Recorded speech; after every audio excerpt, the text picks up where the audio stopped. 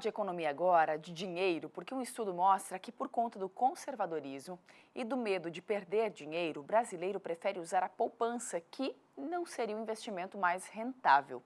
Sobre esse assunto, a gente recebe aqui no estúdio hoje, do Santa Catarina no Ar, o economista Eduardo Volante. Seja bem-vindo aqui com a gente. Muito bom dia para você. Bom dia, Vanessa.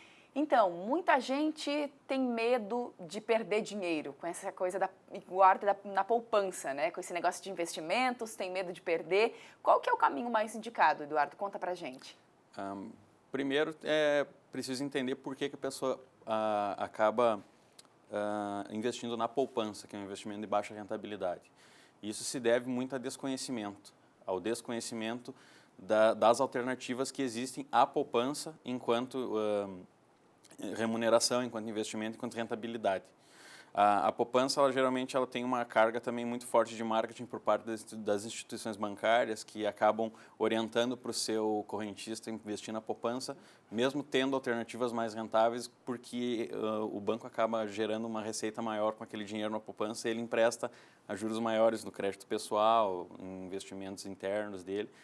E aí ele acaba orientando de forma errônea ao seu correntista para investir na poupança. Outras pessoas, elas não conhecem o mercado financeiro e não sabem, por exemplo, que existe um fundo garantidor de crédito, baseado em recursos do Fundo de Amparo ao Trabalhador, que até R$250 mil por CPF, ele garante qualquer operação financeira dentro daquelas elencadas, que são CDB, o Tesouro Selic e outras operações também que a gente vai elencar. Então, a gente tem algumas informações aqui num quadro para a gente mostrar da diferença, do quanto rende, né? Que a poupança é uma questão meio que já vem aí do pai, do avô, e aí uma questão de muito costume. Por isso o pessoal acaba colocando na poupança, né? Deixando na poupança. O costume da poupança, ele além de ser geracional, ele tem esse forte componente de desconhecimento financeiro.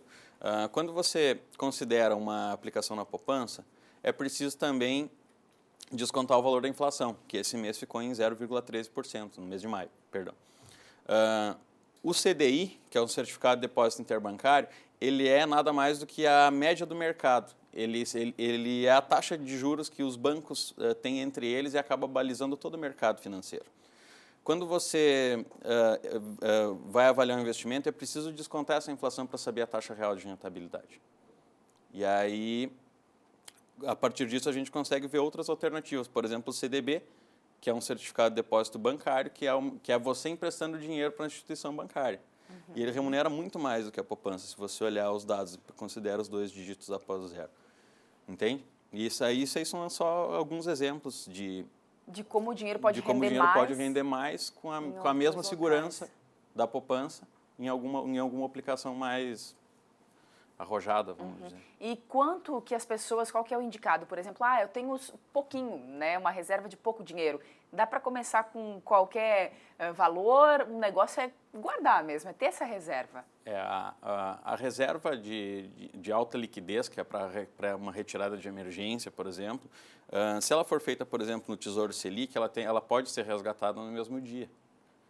E existem aplicações do Tesouro a partir de R$30. Então, não é mais desculpa deixar dinheiro na poupança por conta de liquidez, de facilidade de retirada. Hoje você consegue resgatar no mesmo dia, então não existe mais. E você que é economista, o que você vê no dia a dia? E o pessoal acaba gastando além do que é necessário, com coisas que não são tão necessárias assim? O que você percebe aí no dia a dia? A grande maioria dos educadores financeiros hoje, elas partem do mesmo pressuposto, que é para você investir, antes do investimento é preciso primeiro você educar-se financeiramente e antes disso ainda livrar-se dos excedentes.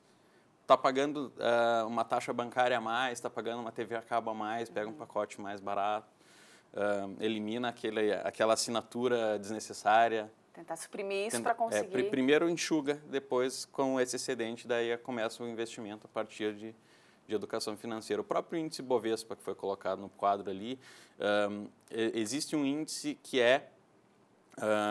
tem um índice das 50 maiores empresas da Bovespa, por exemplo. Você pode comprar um fundo que é composto só dele.